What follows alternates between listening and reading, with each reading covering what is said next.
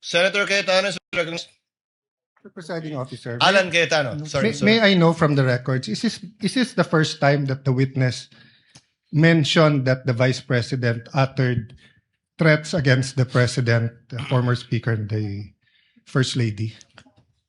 Your Honor, if I may, there was because if no it's mention at all. No, yes. Sorry, apologies. No, because if it's the first time, precisely the rule says that you cannot allow leading questions. Whether it's from the judges, whether it's from the presiding officer, or from the defense, or the... So meaning, you lay the basis. Simply, you ask him, ano yung laman ng video? Pag binanggit na niya, na may ganito sa laman ng video, then you can ask him na directly what part.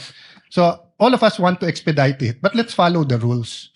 So that's why I'm asking, has this witness this afternoon, I missed a portion because I have a headache and I had to eat before I drink medicine, but I was watching sa TV.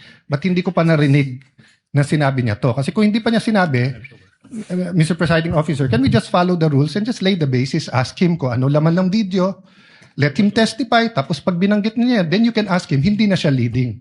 But we shouldn't really ask leading questions because we'll violate the rules. So excuse me, but I'll just be very particular when it comes to the rules, and it's not against any group. Senator Judge Cayetano, it will take some time before we can quote unquote appeal to the records. I'm trying to have them get it. But in lieu of that, that's why the chair tried to intervene. Can counsel kindly lay the basis?